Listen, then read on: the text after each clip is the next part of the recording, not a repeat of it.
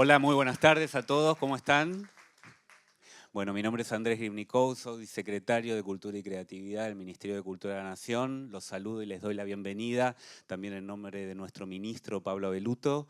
Está Guadalupe Díaz Constanzo, la directora del Centro Cultural de la Ciencia. Muchas gracias, Guadalupe, por este espacio aquí.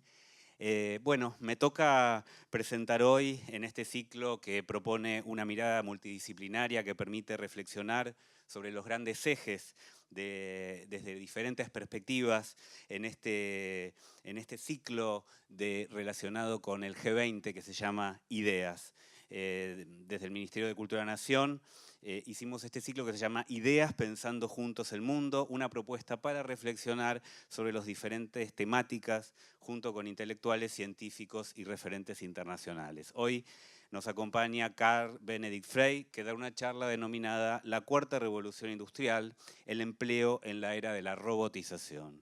Hablará sobre el impacto de las economías digitales y los nuevos interrogantes del mercado laboral en una charla moderada por el economista Eduardo Levi-Yeyati, que también está aquí. Muchas gracias, Eduardo, por estar, decano de la Escuela de Gobierno de la Universidad Torcuato Di Tella. Tengo una breve biografía sobre nuestro invitado, que se las voy a compartir. Carl Frey tiene doble nacionalidad, ¿no es cierto? Suecia y Alemania. Es miembro principal del programa de empleo, equidad y crecimiento en el Instituto para el Nuevo Pensamiento Económico en Oxford y del Departamento de Historia Económica en la Universidad de Lund. Su investigación se centra en la transición de las naciones industriales a las economías digitales y los desafíos posteriores para el crecimiento económico, los mercados laborales y el desarrollo urbano. Profundiza también en el cambio tecnológico, el desarrollo económico y la transformación estructural. A lo largo de su carrera se desempeñó como asesor y consultor de organizaciones internacionales, gobiernos, Naciones Unidas, entre otros tantos organismos. La verdad es que desde el Ministerio de Cultura y en el contexto del G20 nos estamos ocupando claramente por el futuro del trabajo, los trabajos del futuro, siempre con la creatividad, con las relaciones sociales, con los vínculos como estrategia ante la avanzada robotización. Así que seguramente sobre estos temas van a hablar nuestros invitados. Bienvenidos, Carl, Eduardo, un aplauso para ellos. Muchas gracias. ¿Funciona esto? Bueno, muchas gracias por la invitación. Es un honor estar aquí charlando con Carl. Yo cuando venía para acá, solo para dar un contexto a la charla, contaba que venía invitado por el ex Ministerio de Cultura a una charla en el ex Ministerio de Ciencia y Técnica en el día en donde el Ministerio de Trabajo pasaba a ser Secretaría. Eso nos pone un poco el marco de que más allá del futuro y de la tecnologización ya tenemos un contexto que nos debería llevar a preguntarnos y interpelarnos sobre el presente del trabajo. Mucho de lo que va a contar Carl está asociado al presente. Va a mostrar datos de hace unos años, van a ver en la presentación, va a mostrar cosas que están sucediendo. Y algunas veces no tenemos los datos porque precisamente están sucediendo, pero entre 2 o 3 años veremos los datos del presente. Entonces, lo primero que hay que tener en cuenta es que todas estas visiones de futuro muchas veces uno los pone en un nivel no amenazante, de acá a un futuro de acá a 10, 20 años, pero son cosas que están pasando y en todo caso que nos interpelan en el sentido de las políticas que deberíamos hacer hoy. Entonces, en Argentina, hablar del trabajo y de la crisis del trabajo, tanto presente como en su relación con las tecnologías, creo que nunca fue más urgente y es la razón por la cual me imagino el gobierno lo puso como el pilar de la discusión del G20 en Argentina. O sea que es un tema, no hay temas más tópicos que esto hoy. Yo de Carlos no voy a decir mucho más de lo que dijo ya Andrés. Lo único que puedo decirles es que cuando yo empecé a trabajar el tema del futuro del trabajo, posiblemente el primer trabajo académico que leí fue el trabajo de Carl con Osborne sobre el nivel de exposición de los trabajos al cambio tecnológico. Es un trabajo que ya tiene varios años, que ha sido dialogado por muchos otros autores, incluso por Carl mismo, revisado y discutido, pero que fue la llamada de atención para que muchos de nosotros y muchos economistas que estaban hablando del mercado laboral pusieran el centro en este cruce de tecnología y empleabilidad o de tecnología y educación, que es un poco la contracara de la empleabilidad. Abrió una serie de temas a la discusión que hoy están muy en el candelero, son muy calientes, pero que cuando apareció este trabajo de pronto estaban en una tendencia mucho más tranquila. Digamos, Carl ha sido un disparador de una agenda que hoy es una de las más importantes de investigación en varios campos. Economía es uno de ellos, pero seguramente educación, políticas laborales, políticas sociales. Así que con esto simplemente doy un marco a la importancia del tema que vamos a hablar hoy y al rol fundamental que Carl y algunos de sus colegas en Inglaterra tuvieron al inicio y durante el desarrollo de este tema. Sin más, le voy a pasar la palabra a Carl para que inicie su presentación y luego vamos a charlar un rato y luego, si da, vamos a abrir el piso para preguntas. Gracias. Muchísimas gracias. Es un placer para mí estar aquí y tener la posibilidad de compartir con ustedes algunas de las investigaciones que estamos haciendo en Oxford Martin School, donde estamos intentando comprender cómo la tecnología está dando forma al mundo laboral y cómo va a ser el mundo en el futuro. Desafortunadamente, no tengo una metodología para ver lo invisible. Todo lo que sabemos del futuro es que es bastante oscuro, pero sí creo que hay algunas cuestiones que nos permite inferir con respecto a patrones históricos y, y de ciertas tendencias que hemos visto.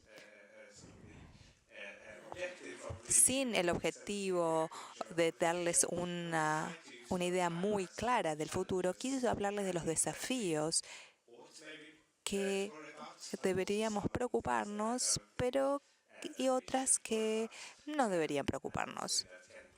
Y quizás esto les pueda dar ciertas directivas y políticas para ver cómo enfrentar estos desafíos.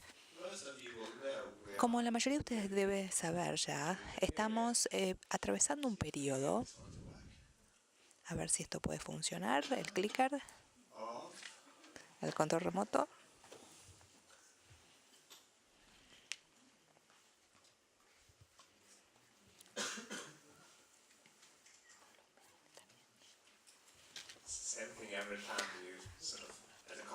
En las conferencias uno habla de tecnología y bueno, la tecnología no funciona. Y así que no funciona en términos de credibilidad, ¿no? En el discurso.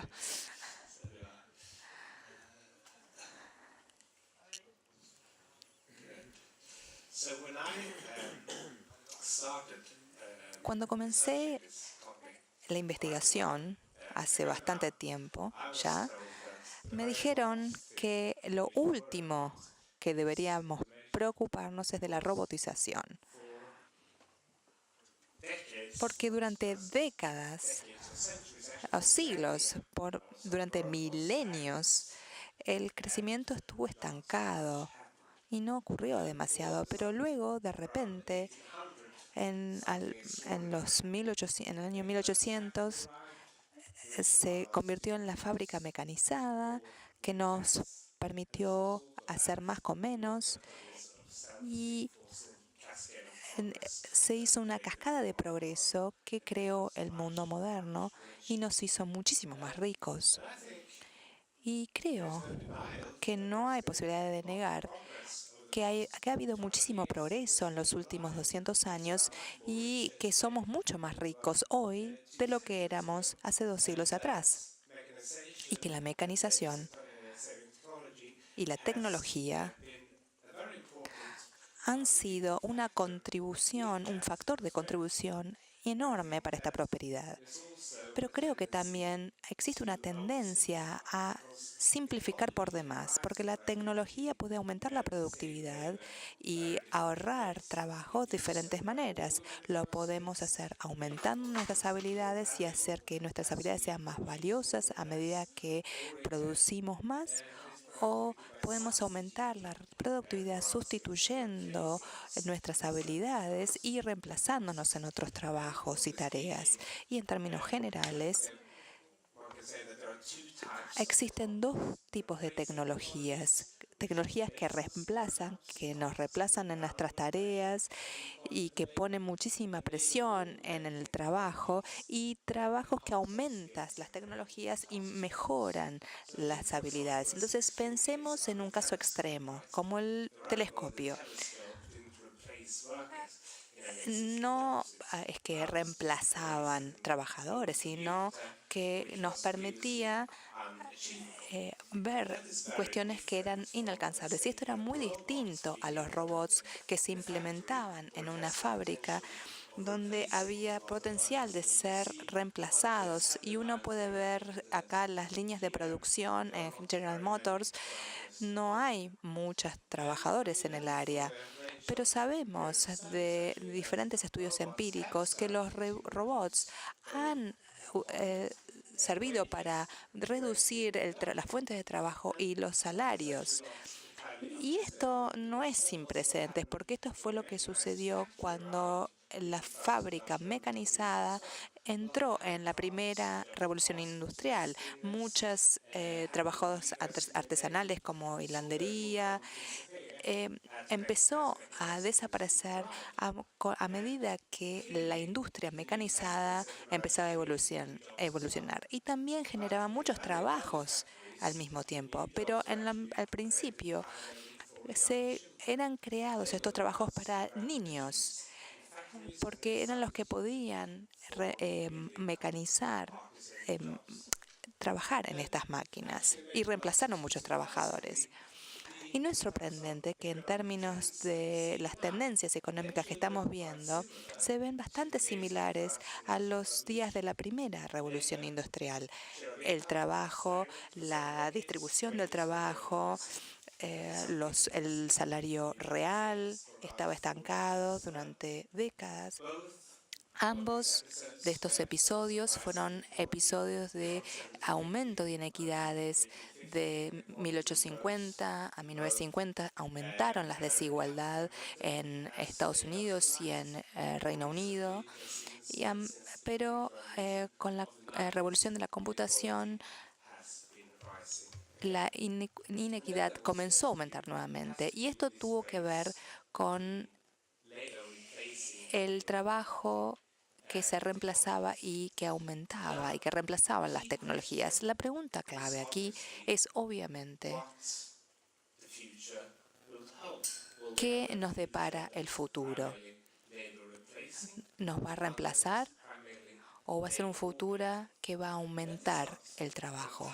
Y esto no es intuitivamente una cuestión que podemos extrapolar de tendencias actuales. Si tomamos, por ejemplo,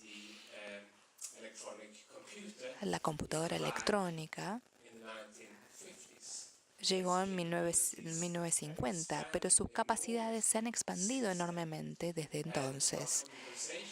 Y si bien la computarización estaba confinada a tareas rutinarias, codificadas y podían ser automatizadas, ahora tenemos una gama más amplia de tecnologías de inteligencia artificial que puede hacer más tareas que habilidades computacionales codificadas. Podemos aprender algoritmos como lo aprenden los niños, porque lo podemos aprender de los diferentes patrones que vemos. Y eso es de la forma en que Google traduce, si bien no es perfecto, ha mejorado en años recientes, o los vehículos autónomos, que son cada vez más generalizados, o la revisión de documentos.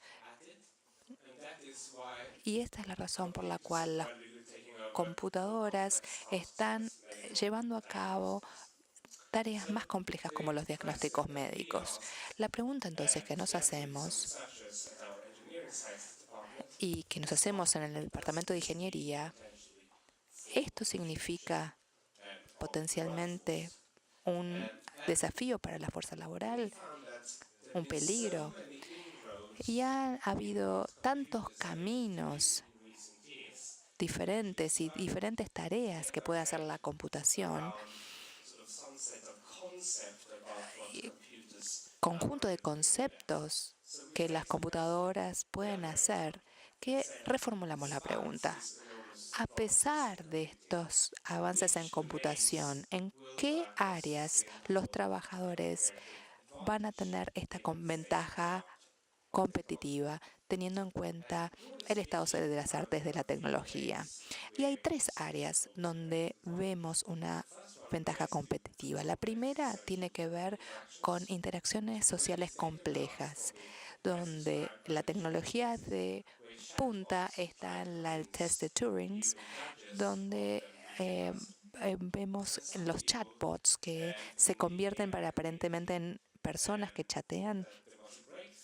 Y hubo grandes avances en donde un chatbot pudo convencer el 80%, 30% de los jueces que era una persona, pero se decía que era un niño adolescente que hablaba inglés como una segunda lengua.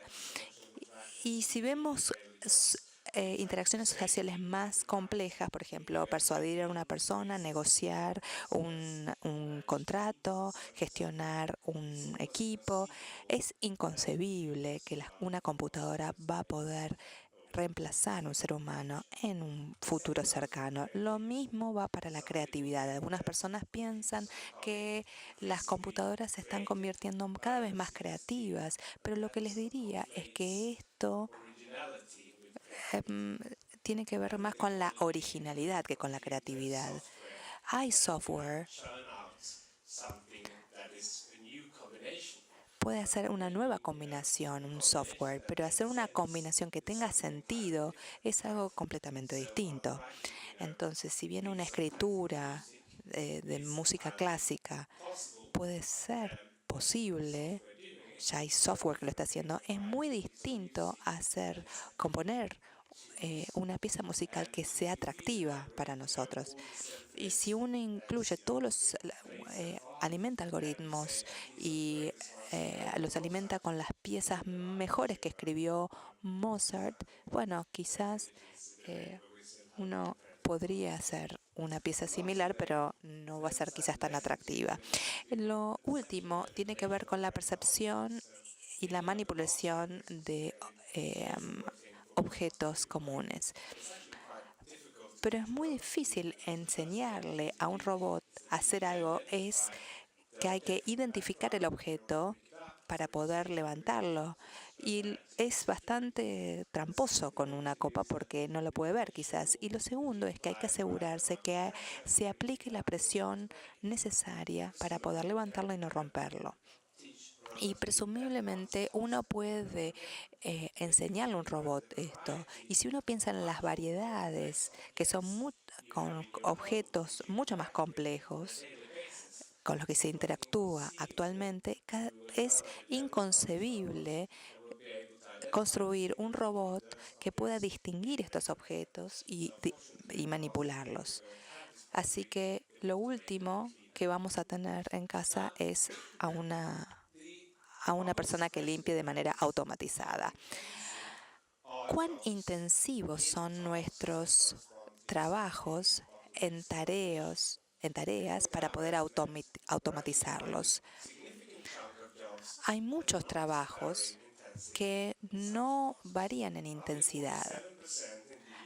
47% de los trabajos están expuestos a la robotización en el futuro próximo.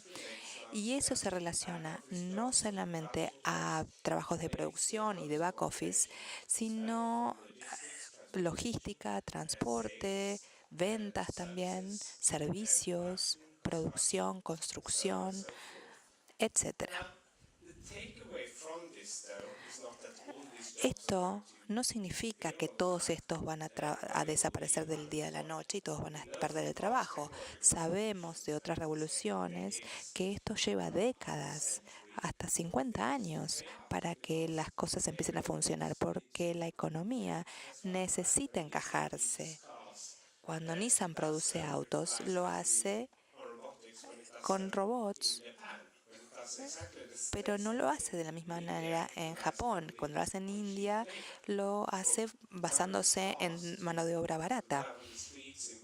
En los autos en Buenos Aires van a necesitar una licencia de conducir porque hay que cambiar la legislación. La gente va a tener que sentirse cómoda con los autos automatizados para confiar en ellos. Todo esto lleva tiempo, así que no es que hemos visto que ciertos trabajos desaparecieron antes. ¿Cuántos de ustedes conocen el trabajo de un farolero o, por ejemplo, el ascensorista o la telefonista o la lavandera o el lavador de autos? Simplemente para nombrar algunos puestos de trabajo. Muchos puestos de trabajo desaparecieron en el pasado, pero la gran diferencia esta vez es que los trabajadores no necesariamente pueden pensar que van a salir adelante.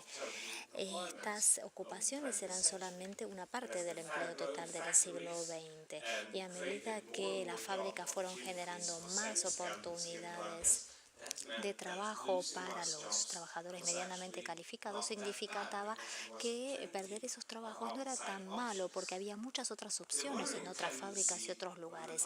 La tendencia preocupante a lo largo de las últimas 2 décadas es que no es que no haya tantos puestos de trabajo, sino que esos puestos de trabajo o las personas de esos puestos de trabajo no han visto sus salarios crecer en tándem con la productividad como solía suceder en el pasado. Esto entonces sugiere que el cambio tecnológico se ha vuelto más reemplazante del trabajador. Y esto es algo que también se puede ver a lo largo y a lo ancho de los mercados laborales en el mundo industrial. Los trabajos medianamente calificados han sido los más susceptibles a la automatización y esos han desaparecido. Los que tienen que ver con título universitario les fue bastante bien, han pasado a industrias tecnológicas, a servicios profesionales, hay muchas oportunidades en el mercado laboral. Los que no tienen un título universitario les ha ido bastante mal, muchos compiten para trabajos muy poco calificados. Estados Unidos es un caso extremo entre las economías avanzadas. Lo que podemos ver en esta diapo es que los trabajadores con un título secundario o menos han visto una reducción en su salario durante ya 3 décadas. O sea que siempre han estado cada vez peor en el mercado laboral. Las personas con educación superior les ha ido bastante bien, pero hay una brecha creciente entre el trabajo calificado y el no calificado. Y nosotros sabemos por episodios del pasado que cuando el ingreso de las personas desaparece, lo que suele suceder es las agitaciones sociales, ¿no? Nosotros sabemos de las agitaciones contra las maquinarias durante la Revolución Industrial, el ludismo, los luditas que iban por ahí destruyendo maquinarias. Yo no sugiero que esto vuelva a suceder, pero si nosotros nos fijamos en algunos acontecimientos recientes, por ejemplo, nos sirve para explicar el fenómeno de Donald Trump y por qué ganó las elecciones, al igual que otras fuerzas políticas en forma completamente aislada del mercado laboral. ¿Alguna vez se les hubiera ocurrido que los estadounidenses hubieran elegido a Trump si todo el mundo hubiera tenido un aumento de salario, si hubiera habido una enormidad de oportunidades? Pero bueno, la respuesta es que no. Los salarios han sido afectados por causa de la globalización y la automatización y las personas afectadas de esa manera tuvieron o tenían más probabilidad de votar a favor de Trump en las elecciones presidenciales. Creo que una cosa importante a tener en cuenta es que siempre hay una elección. Una vez Leontiev dijo que lo que había sucedido en el campo seguramente hubiera sucedido de manera distinta si los caballos se hubieran podido sumar al Partido Demócrata y hubieran podido votar. La mayoría de la gente, por suerte, tiene la oportunidad de votar hoy día y el desafío para los políticos es asegurarse de instaurar las políticas correctas de modo tal que la gente tenga algo significativo a favor de lo cual votar. Voy a resaltar algunos desafíos. Entonces, el primero de los desafíos intuitivos es que los puestos de trabajo que están más expuestos a la robotización son los no calificados, de bajo ingreso. No es como muchas personas sugieren que los médicos y los abogados van a quedarse afuera por causa de la computadora. No, para nada. Algunas de las tareas dentro de esos puestos de trabajo se han reemplazado automatizadas, pero no todo el trabajo. Es decir, que los trabajos poco calificados de bajo salario son los más susceptibles a quedar afuera por la robotización. Hay tendencias en las nuevas industrias y nosotros podemos comparar las clasificaciones oficiales, es decir, las industrias que no existían en el año 2000, que por ejemplo emergieron por primera vez en el año 2010. Podemos ver cuántas personas empleaban estas empresas o estas industrias y su relación con las aptitudes. Estas industrias en general exigen trabajo muy calificado y lo que quizás es contraintuitivo es que las tecnologías, sobre todo las tecnologías digitales, que nosotros una vez pensamos que iban a aplanar el mundo, que iban a permitir que la gente trabajara desde la playa donde se les ocurriera, han hecho que el mundo sea menos plano, porque las industrias tecnológicas en general están como en clústeres, como en agrupaciones, crean nuevos puestos de trabajo primariamente en lugares donde ya hay una abundancia de trabajadores calificados que generan como un abordaje educativo, lo que hace que este abordaje educativo sea todavía más importante.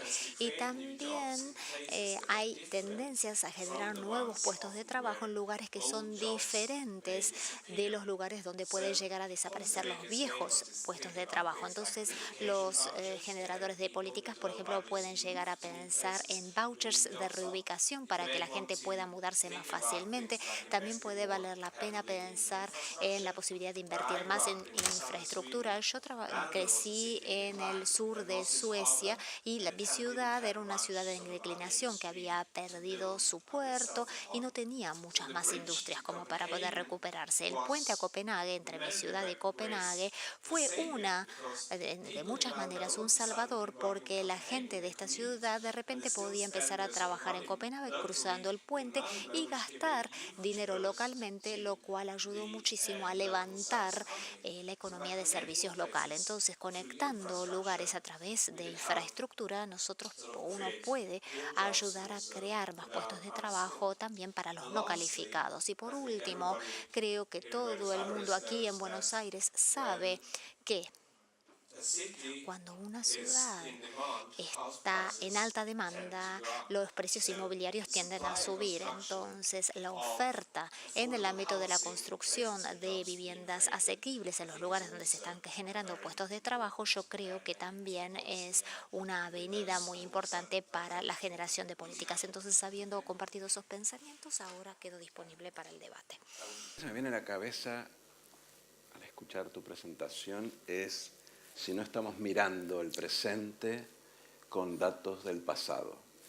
Porque la historia tradicional del hollowing out, de la desaparición del medio en el mercado laboral, se basaba básicamente en una clasificación que decía, como bien dijiste, que el repositorio era más difícil mover cosas que calcular cosas, por ejemplo. Entonces el contador es más fácil que reemplazar que el repositor.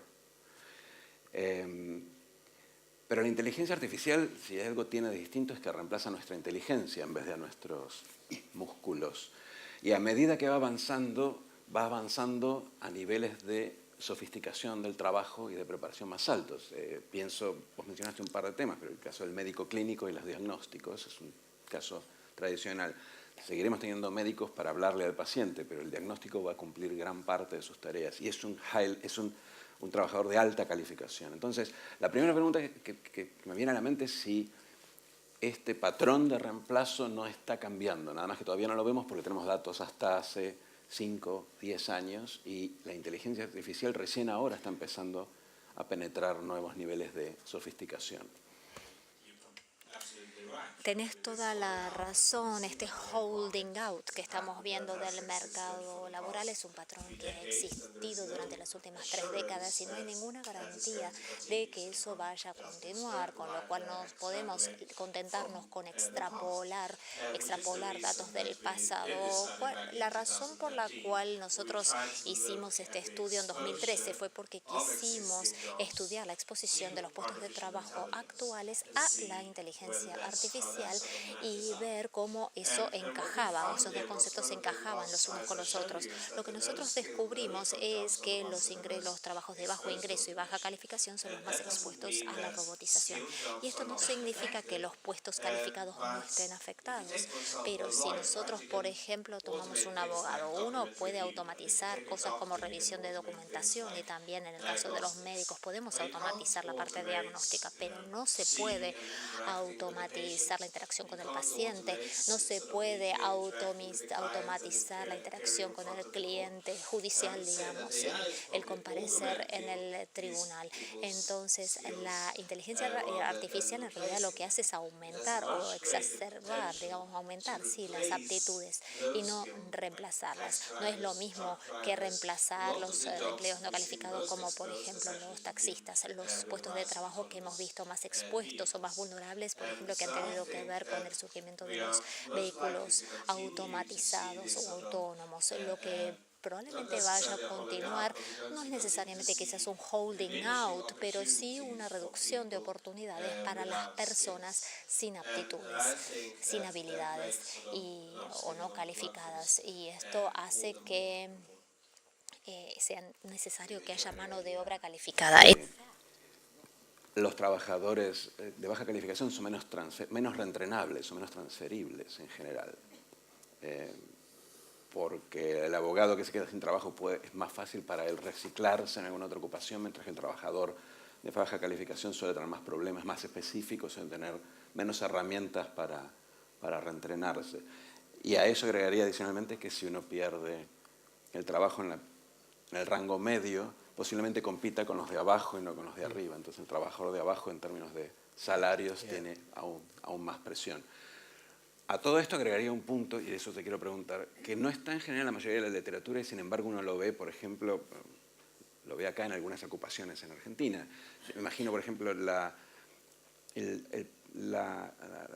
dificultad que tienen hoy los trabajadores de medios audiovisuales en un país como Argentina. No está ni directamente asociado a la automatización de sus funciones, sino al impacto de la tecnología en los medios de producción, que ya no necesitan ese tipo de ocupaciones porque ya no se ve tanta televisión de aire y se ve algunos medios que son menos trabajo intensivos. Entonces, hay un nivel de incidencia de la tecnología que no es directamente sobre el trabajador, sino sobre su fuente de trabajo. Por ejemplo, vos mencionabas mover cosas como algo que tiene más dificultad a priori, o por lo menos con cierta tecnología, para ser automatizada. Pero si uno piensa en industria 4.0, impresión 3D, muchas veces vamos a tener que mover muchas menos cosas en algunas industrias y entonces cambia el proceso productivo y entonces el insumo desaparece. No tanto que se sustituye, sino que desaparece.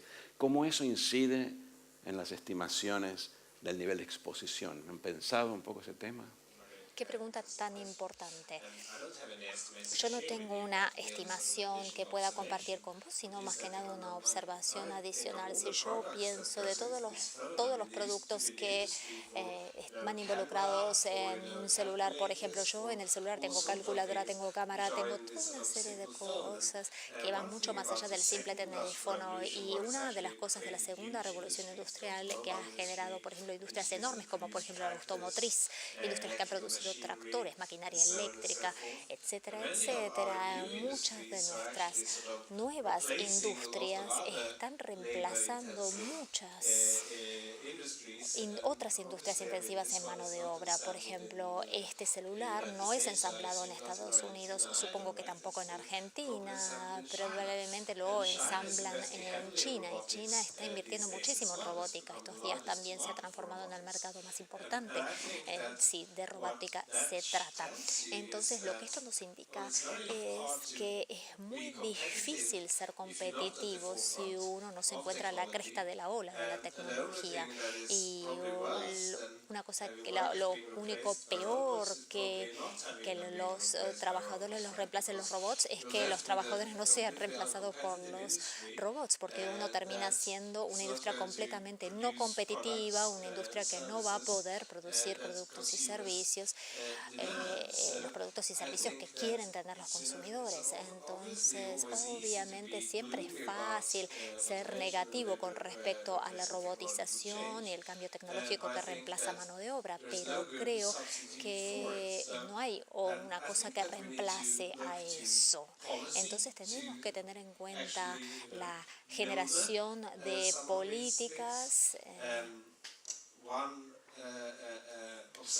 Un observador una vez me dijo hace un par de semanas que en Suecia nadie habla de la robotización y a nadie le da miedo ser reemplazado. Lo que le estaba sugiriendo es que esto tiene que ver con el estado de bienestar típico del suecio, que de alguna manera le da como una red a los suecos para que no se preocupen, ¿no? Yo no sé si esto es cierto, pero la existencia de un estado de bienestar de alguna manera amortigua el potencial efecto de perder puestos de trabajo. Tener un mercado laboral dinámico lo atenúa todavía más. Si nosotros pensamos en el periodo de la 1950, perder el trabajo no era algo tan tremendo porque había una abundancia de puestos de trabajo similares a los que uno podía acceder.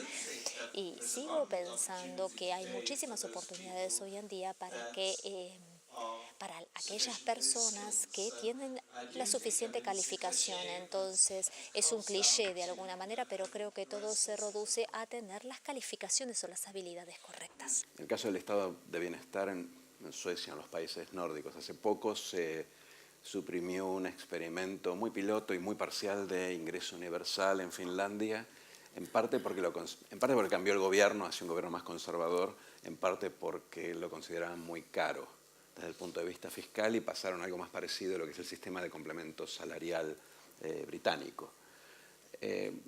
¿Por qué menciono esto? Porque la percepción que vos citabas del trabajador promedio sueco, que creo que es real, se basa en que podamos preservar el tamaño total de la torta, es decir, si baja el empleo, que aumente la productividad de manera tal que exista algún mecanismo de redistribución que se decidirá políticamente, tal que al menos ese trabajador pueda ser, el efecto pueda ser mitigado por un seguro de desempleo y servicios básicos, públicos, etc.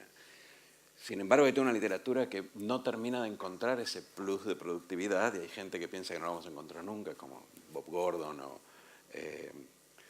¿quién era el otro que mencioné también? O Larry Summers, por ejemplo, que piensa que hay una falla en esta tecnología, nunca nos va a dar el boom de productividad que nos permita redistribuir. Y después hay gente como David Autor que piensa que es cuestión de tiempo. ¿Cuál es tu visión al respecto? Porque la productividad es casi condición necesaria para que ese trabajador sueco eventualmente expuesto siga tranquilo, me da la sensación. Sin lugar a dudas, si vos pensás que el 47% de los puestos de trabajo son vulnerables a la automatización, estás siendo bastante optimista con respecto a la productividad a futura. Entonces creo que tenés mi respuesta ya con eso.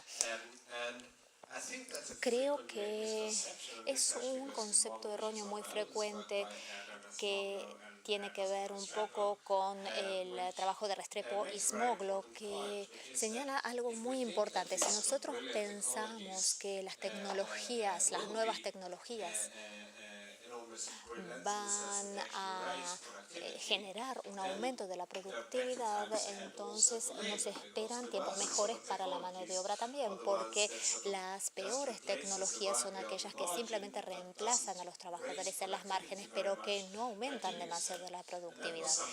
Y esto es algo que se vio durante el primer periodo, durante la primera revolución industrial, hasta 1830 la productividad avanzaba muy lentamente y también esto señaló una época en la cual los salarios apenas se movieron.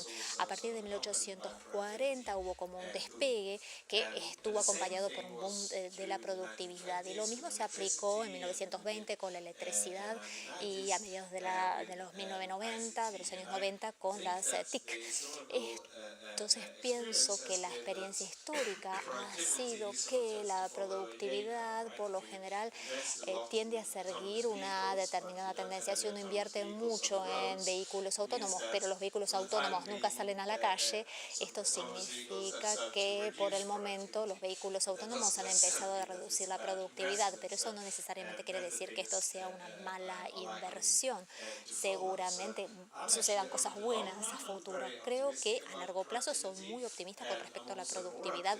También soy más optimista todavía con respecto a las perspectivas laborales para la próxima generación. Lo que más me preocupa es esta fase transicional, lo que vos mencionaste, como por ejemplo con el conductor de tractor, ¿no? Si tu set de aptitudes termina siendo innecesario y nosotros pensamos que una persona como por ejemplo conductor de tractor retrocede al casillero 1, entonces seguramente haya una declinación financiera del proceso de ese trabajador, y esa creo que es la principal. El segundo trabajo que leí de él, un trabajo justamente relacionado al que presentó sobre Trump, era el trabajo en donde trataba de explicar Brexit alrededor y su correlación, la correlación del voto con la posición geográfica del cordón industrial afectado por A, la globalización, o B, la automatización. Y la pregunta, te digo porque voy a esta pregunta, hay un trabajo reciente, creo que hay más de uno, pero uno reciente de Joaquín Navajas, acá en la Universidad de Itela, con datos de Estados Unidos, en donde básicamente le preguntan a la gente qué considera más justo, el reemplazo por globalización o el reemplazo por automatización. Es un experimento, o sea, hay diferentes casos y comparan, y la gente protesta más por la globalización que por la automatización. En parte, según sus autores, porque la globalización es como que tiene un culpable muy preciso, la automatización está más dispersa. Pero todavía lo están escribiendo. La pregunta es, en los dos trabajos que citaste, el de Trump y el de Brexit, que fue el que yo leí, no se distingue bien cuál de los dos impactos es, porque lo único que se ve es el impacto sobre el empleo. Pero, ¿qué intuición te da? O sea, ¿qué pensás en términos de la reacción a la automatización? ¿Va a ser tan dura como lo fue la que yo presiento que fue la que explica tus resultados, que es la de la globalización, los 80, los 90, sobre todo los 90? ¿Pensás que va a ser tan dura como aquella o hay algo en el medio que la diluye? Por ejemplo, la falta de un trabajador que me roba el trabajo. Creo que primero que nada no tenemos muchos datos sobre todas las tecnologías que han reemplazado el trabajo, pero cuando vemos los datos en automatización, están más relacionados con programación y diferentes tipos de tareas, así que eso excluye los robots de un propósito único. Y es difícil acceder al impacto de la tecnología. Y sobre la base de esto, lo que creo que sería justo decir es que está sucediendo esto en China y muchos están trabajando en muchos sectores de la economía. En Estados Unidos, 98% del trabajo en los 90 creció en sectores no tradicionales de la economía. Así que miro con ansiedad el impacto de la tecnología, que va a ser mucho mayor, porque los conductores que no son trabajos comerciales y están expuestos a la automatización van a ser reemplazados quizás. Así que el impacto va a ser cada vez menor y el impacto de la tecnología va a ser progresivo. Pero entre las dos, ¿cómo te imaginas que va a ser la reacción social? Si la reacción social va a ser tan cruda como fue en los papers que citas, o sea, la reacción política contra la pérdida de trabajo que en esos años se atribuye a la globalización, o si va a ser más suave, como insinúan, por ejemplo, estos trabajos de psicología comparada, donde consideran que es menos injusta la sustitución por la máquina. Si no tenés ninguna idea, también es una buena respuesta, digo, ¿no? Porque uno piensa que cualquiera de estas cosas que uno anticipa tecnológicamente, uno las ve, el tecnólogo las ve en línea recta, pero después interviene, como vos mencionabas, la historia, la política, las reacciones. Entonces hay como un zigzag y hay marchas y contramarchas, y eso depende mucho de la forma en que reacciona la gente. Por eso decía, la velocidad al final con la que esta exposición del trabajo se va a materializar depende también mucho de la reacción política, y ahí entender cuál es la reacción psicológica del trabajador en función de qué es lo que lo reemplaza, creo que es crucial. Creo que estás en lo cierto. La tecnología es parte de la cuestión, interactúa con otras áreas. Si uno se fija en otras áreas, no se relacionan de manera uniforme. Es muy diferente en países escandinavos comparado con Estados Unidos o Canadá. Y el mercado laboral y las políticas tienen mucha más importancia en estos países. Muchas de las cuestiones que estamos viendo y tendencias de tecnología están muy localizadas. Y no es que muchos trabajos han sido afectados en ciertas áreas, sino que están muy concentrados en las personas en esa comunidad en particular.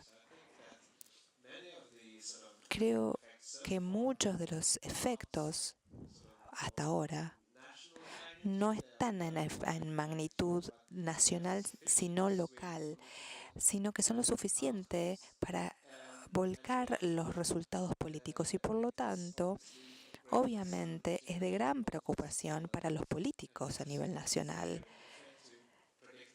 porque es difícil predecir la elección, así que hay que tener en cuenta que la política tiene un papel muy importante. No es difícil predecir el futuro, pero sí podemos observar que hay muchas diferencias entre países.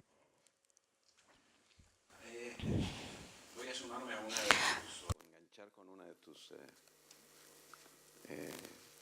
transparencias y en donde mencionabas el tema de la creatividad. Hay un trabajo que los estudiantes de ciencias sociales leen por lo menos 10 veces, por lo menos acá en Argentina, durante su carrera, de Walter Benjamin, que se llama el arte en la era de la reproducción mecánica. Fue escrito en 1910, creo, cuando se empezaba a ver reproducciones artísticas. Tenías la Gioconda y la copia de la Gioconda. Y lo que Benjamin se preguntaba era, bueno, ¿qué hace que la Gioconda valga, no tiene precio, y que la reproducción valga $10? Y, bueno, y en el artículo de alguna forma hablaba, obviamente de manera muy especulativa, de algo que estaba asociado al arte o lo artesanal o lo único que él llamaba aura, el aura artística, que daba un valor no reproducible mecánicamente, ¿sí? Vos mencionaste que la máquina, y vale la pena recalcarlo, y puede pintar, componer, escribir, pero decías, todavía no compone como Bach. Pero la pregunta me parece más interesante es qué pasaría si compusiera como Bach, o si todo lo que nosotros hacemos hoy artesanalmente pudiéramos reproducirlo de manera perfecta, porque a la larga yo creo que vamos a llegar a ese punto. O sea, hay un espacio, como diría Benjamin, para el arte o la creatividad simplemente por su unicidad, por su aura. Vamos a tener de alguna forma protegidos todas esas ocupaciones asociadas con la creatividad, con la artesanía, con lo único, o no, porque hay un montón de ocupaciones ahí presuntamente expuestas, que algunos, yo entre ellos, pienso que van a estar protegidas por esta cosa difícil de definir que tiene que ver con la demanda por variedad del ser humano que asocia a la unicidad o lo específico, a lo hecho a mano. Pero bueno, es muy especulativo, me interesaba más bien tu opinión en relación a lo que mencionabas de la creatividad, o sea, si esta cuestión artística o humana va a tener un valor en sí mismo más allá de la reproducción mecánica. Creo que sí. Por supuesto, Nick Bostrom, mi colega, tiene una mirada bastante pesimista sobre la superinteligencia y lo que esto puede significar, que en algún punto vamos a llegar. Y las consecuencias van mucho más allá del mercado laboral. Creo que es muy difícil decidir políticas sobre la base de un futuro hipotético que pueda suceder en 2070. Y no estoy convencido de que pueda suceder, pero al final del día, si comprendo tu pregunta correctamente, creo que hay ciertas cuestiones que van a ser valiosas, las interacciones humanas, aún si la puede reproducir un algoritmo de una computadora, podemos elegir ir a la máquina o al cajero y ambos están vacíos y nadie está en la fila, bueno, va a ir al cajero a una persona humana en el banco.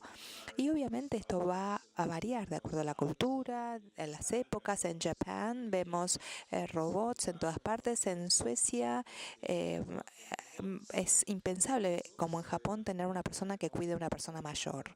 Pero es probable en que las culturas evolucionen, las actitudes hacia las máquinas van a cambiar también.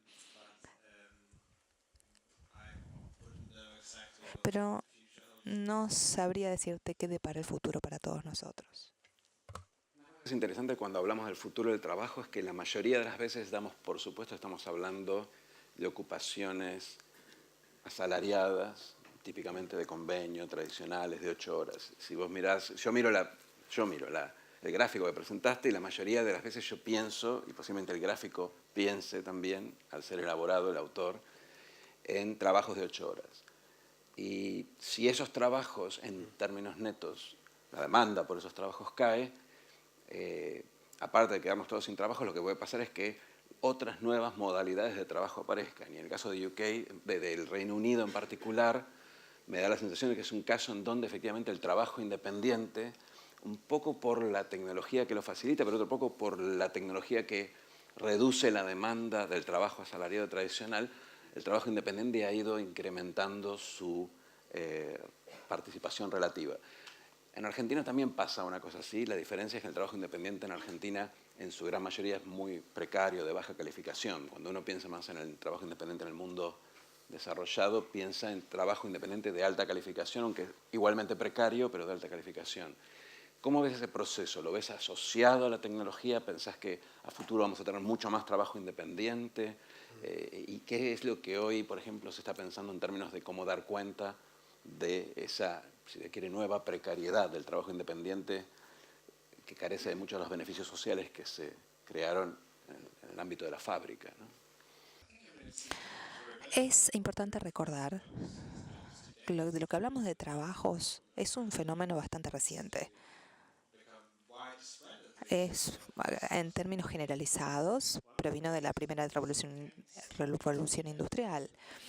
El descontento de las fábricas era que ya no podían manejar su agenda personal, tenían que trabajar de acuerdo al reloj de la fábrica. Perdieron muchísima autonomía y esa fue una de las razones de molestia generalizada.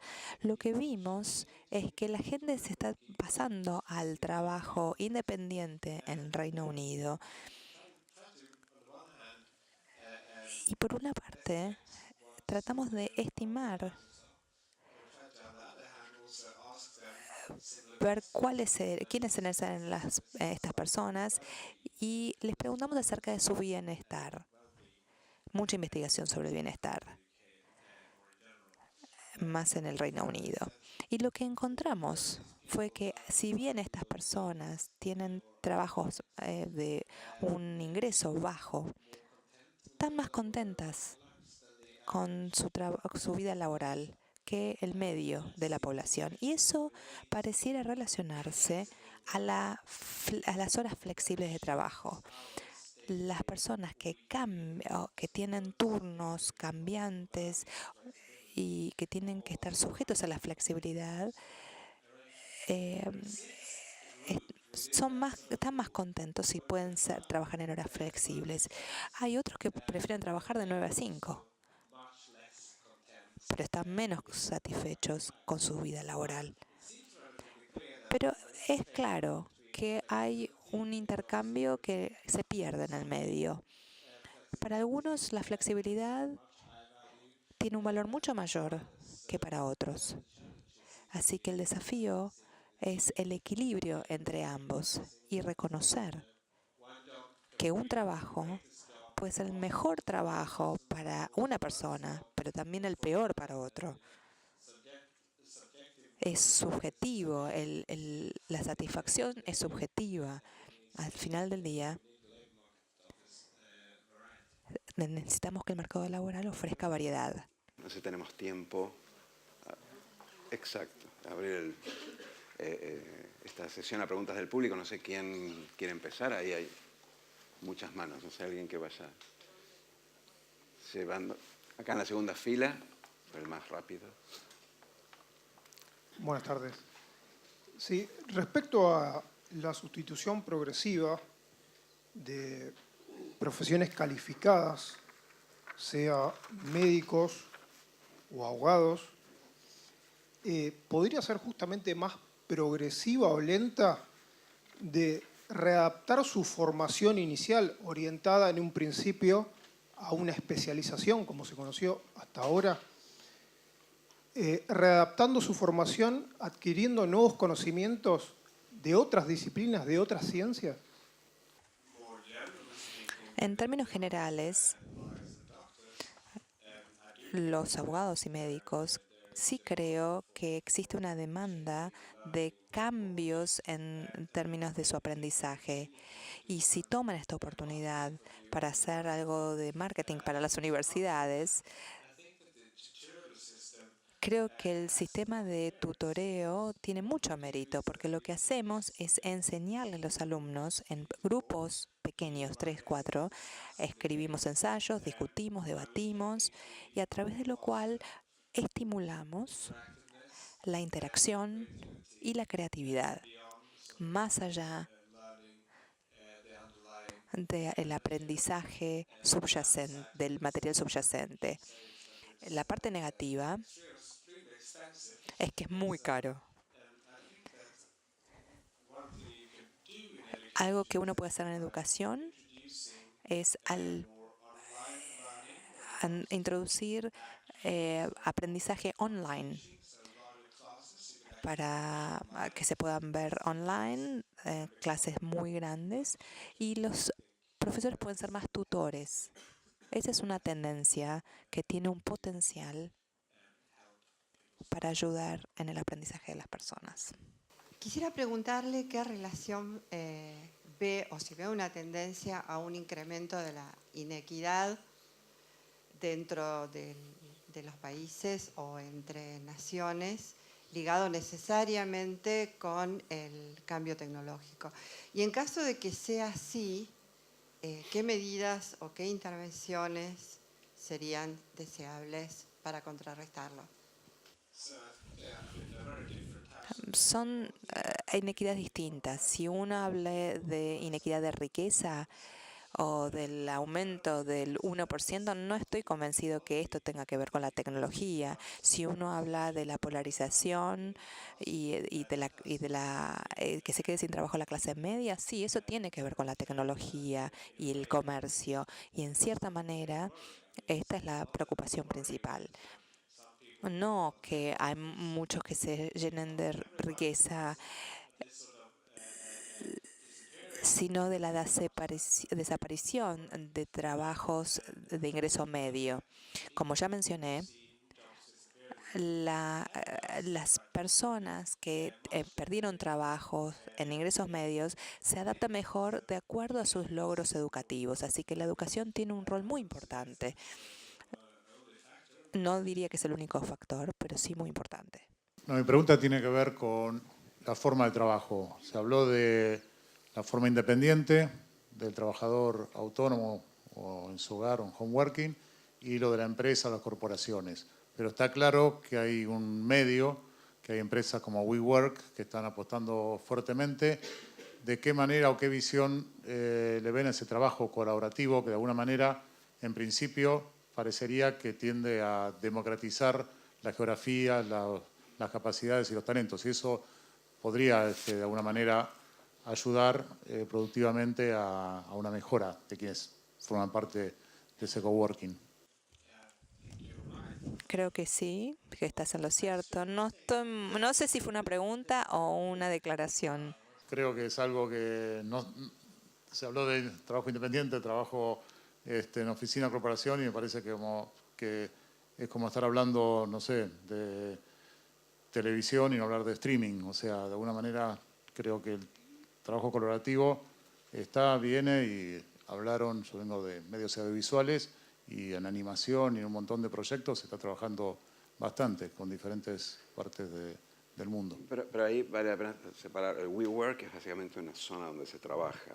pero sí hay una pregunta que me parece interesante. El otro día estuvo acá Richard Baldwin hablando de su próximo libro y él hace mucho énfasis en el impacto de las tecnologías en la reducción de los costos de movilidad laboral sin moverse de donde trabaja. Entonces, digamos, en alguna forma él piensa en un mercado laboral global en donde haya un arbitraje geográfico y hay otro tipo de desplazamientos y perdedores y ganadores, porque ahí sí uno puede colaborar, trabajar con gente en cualquier parte del mundo. Y la pregunta sería, bueno, ¿quiénes serían? Vos lo presentás desde un punto de vista positivo. En general, ¿quiénes serían ganadores y perdedores? O si eso ecualizaría de alguna forma virtuosa la distribución salarial o produciría aún más un desequilibrio dentro de lo que es la masa, dentro de lo que es el grupo de trabajadores. No sé si hay algún estudio que estén, o si lo han pensado, ¿no? No estoy completamente convencido. De hecho, estas plataformas proporcionan valor a algunas personas, pero no estoy del todo convencido de que nosotros vayamos a tener esto. Yo creo que la dirección es hacia este aplanamiento del mundo, ¿no? Y creo que no creo que eso sea necesariamente cierto. En recientes décadas lo que ha sucedido sugiere lo opuesto. La razón de esto es que la tecnología se va volviendo cada vez más omnipresente y mucha innovación ocurre a través de la interacción espontánea, a través de conocer a alguien en un café o en un hall de un edificio, y todas las interacciones online tienen que estar planificadas por lo menos de un lado, con lo cual yo pienso que sí, se puede hacer algo de trabajo en forma colaborativa sobre plataformas, pero creo que las cosas más innovadoras, para eso sigue importando mucho la proximidad física, y esta es también la razón de, por ejemplo, si ustedes se fijan en los lugares más avanzados tecnológicos en el mundo, por ejemplo Silicon Valley, por ejemplo, son también algunos de los lugares donde tienen más agrupación de personas. Entonces los lugares que seguramente se van a beneficiar son los lugares que tienen un pool, como una agrupación de empleados calificados y de talentos. Si ustedes se fijan en Alemania, por ejemplo, con la presencia de la innovación en Alemania fue porque Siemens se instaló allí muy desde temprano y muchas compañías se agruparon en torno a Siemens, y lo mismo en Estados Unidos. Cuando Microsoft se instaló en Seattle, muchas empresas surgieron gracias a Microsoft y su instalación allí. Entonces creo que tiene que ver con esto. Y bueno, después está toda la discusión acerca de por qué algunos clústeres tienen éxito y otros no. No nos vamos a adentrar en esa discusión hoy, pero creo que la conclusión final es que la agrupación es algo que va a seguir existiendo dentro de 20 a 30 años. Sí, en función de lo que recién estuviste comentando, los trabajadores menos capacitados van a tender a perder sus empleos. Deberíamos pensar en mejorar su capacitación. Y para eso necesitaríamos mejorar los sistemas educativos y ampliarlos en cuanto a su cobertura. Pero eso implica desafíos porque los sistemas educativos tardan en adaptarse y además son caros. Entonces mi pregunta es, ¿cómo encaran los países del primer mundo, en Europa, etcétera, este desafío?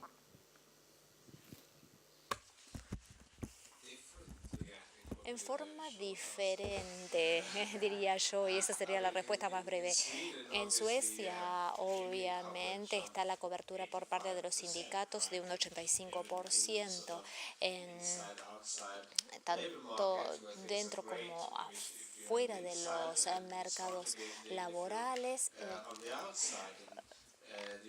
En Estados Unidos, por ejemplo, hay una densidad sindical del 11% y eso genera muchas desigualdades, pero es más fácil encontrar un puesto de trabajo de baja calificación que lo que es encontrar este tipo de puesto en Suecia. Entonces, a mí me parece que hay algunas compensaciones que están asociadas con eso. Una cosa que por lo menos en teoría o en principio, que a mí me parece que es prometedora, es que en Estados Unidos, si uno puede mostrar que uno perdió el puesto de trabajo por causa de las evoluciones del comercio, uno puede pedir un seguro de desempleo, si por ejemplo, o un seguro si uno tiene que trasladarse a un puesto de trabajo mal pago, peor pago, es decir, el gobierno compensa el ingreso que uno perdió, digamos, siempre en la medida que uno realmente perdió su puesto de trabajo por causa del progreso del comercio.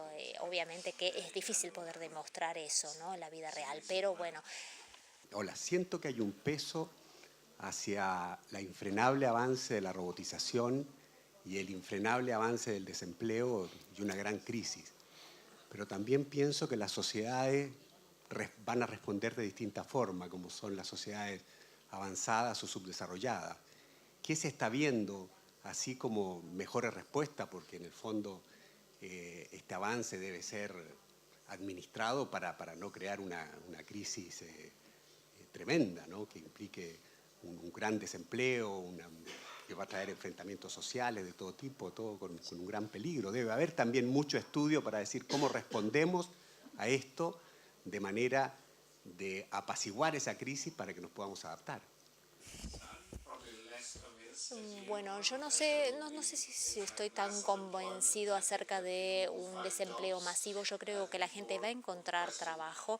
Creo que la pregunta es qué salario van a recibir. Pero sí estoy completamente de acuerdo con usted en el sentido de que una economía de mercado o la asignación en una economía de mercado, si a la gente no le gusta cómo está evolucionando el mercado, pueden oponerse a través de medios democráticos. Una forma posible, si uno piensa que la desigualdad está ascendiendo en muchos países a lo largo ya de 3 décadas, porque la gente no optó por una mayor redistribución del ingreso. Creo que una de las cosas que nos desconcierta es que la redistribución tiende a ser la más alta en los lugares donde es menos necesaria. El enigma de Robin Hood, así se lo conoce. Entonces esto tiene mucho que ver con la lealtad dentro de una misma clase, en una época en la cual la clase media está desapareciendo. Por ejemplo, la lealtad entre los miembros de esta clase también está desapareciendo, y es muy difícil para la gente lograr cosas y ponerse de acuerdo sobre políticas comunes cuando el clima político está altamente polarizado. Y creo que ese es el principal desafío. Nos acaba el tiempo. Ahí el señor de la segunda fila. La dinámica del desempleo, de las personas que van siendo desplazadas de las tradicionales formas de trabajo, por ejemplo industrial, fabril, y en la ruralidad también, donde hoy ya prácticamente muy poca la mano de obra que se precisa para el trabajo rural por la tecnología,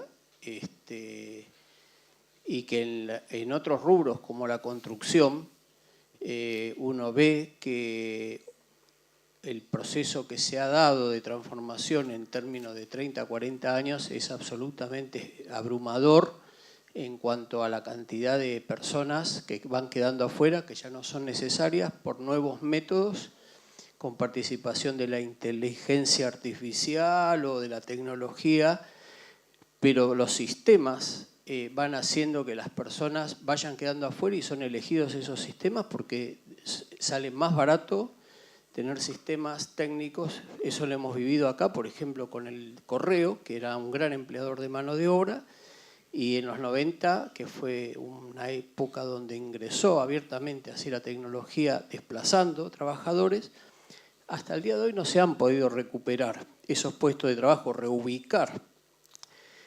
Las necesidades de mano de obra disminuyen, la población mundial crece a una velocidad muy importante, crece la demanda de puestos de trabajo y ¿qué papel juega en este proceso los trabajadores? O sea, ¿son consultados los trabajadores? ¿Participan en cómo se va a planificar el empleo de acá a 20, 30, 50 años? El nivel al cual los trabajadores son informados varía. según la distribución del ingreso y otras variables también. Pero claramente la información importa. Uno debería pensar que en una época en la cual simplemente uno puede googlear algo, seguramente va a poder encontrar una respuesta y esto tendría que poder ayudar. Pero aparentemente la información no lo es todo, es necesario saber qué buscar. Y claramente algunos países han sido más activos que otros a la hora de establecer centros laborales y ayudar a la gente a encontrar puestos de trabajo y todas esas cosas.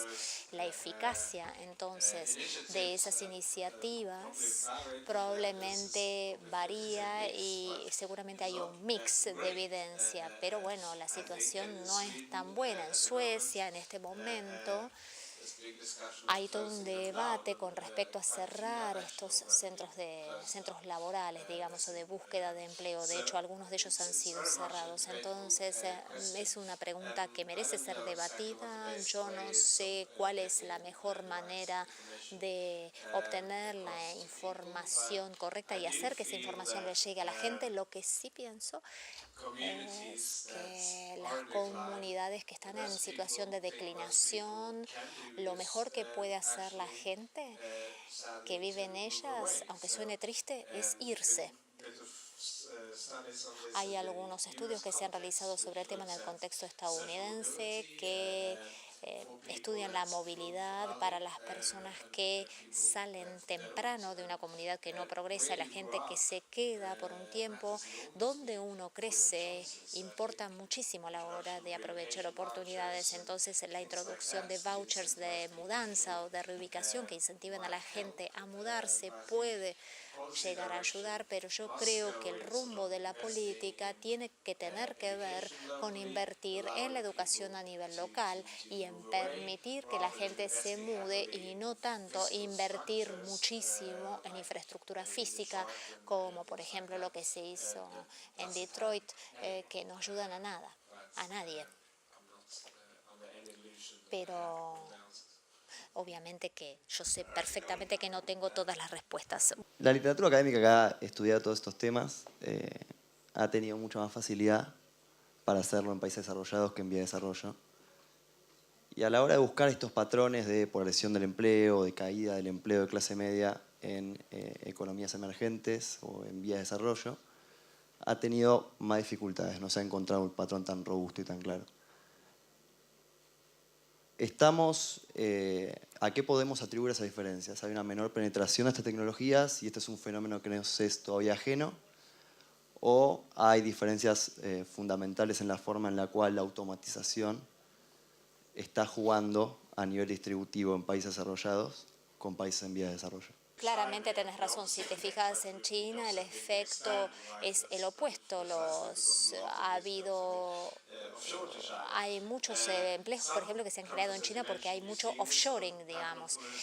Hay un patrón de polarización en algunos de estos países, pero la polarización, tal como se la mide en las economías avanzadas, extrapolar esto al mundo en desarrollo, a mí me parece que no es algo del todo intuitivo, porque, por ejemplo, el agro, ¿no? La mayor parte de los empleos del agro ahora son no rutinarios. Nosotros sabemos a partir de la historia que estos son trabajos que se pueden mecanizar, se pueden automatizar, pero no se los cuenta como trabajos rutinarios. Y uno esperaría, por ejemplo, para traspasar un trabajador rural a la manufactura es necesario mecanizar al agro en primer lugar. Entonces no estoy seguro de si esto es del todo aplicable en el mundo en desarrollo también. Vos mencionaste la adopción de la tecnología como una de las posibles variables. Nosotros sabemos que a partir de un set de datos de Shattuck que hay muchas diferencias en la adopción de la tecnología, pero muchas de estas diferencias tienen que ver con el hecho de que el agro sigue siendo muchísimo más importante como sector con respecto a la distribución del empleo. Vamos a dar por concluida esta sesión. Lo único que me resta es agradecerle a Carl por su paciencia y por la presentación y por estar acá con nosotros contestando preguntas. A todos ustedes por haber venido al Ministerio de Cultura o ex-Ministerio de Cultura por la invitación y el armado de esta serie tan buena y espero que haya muchas más de estas sesiones en el futuro. Nada, terminamos. Muchas gracias.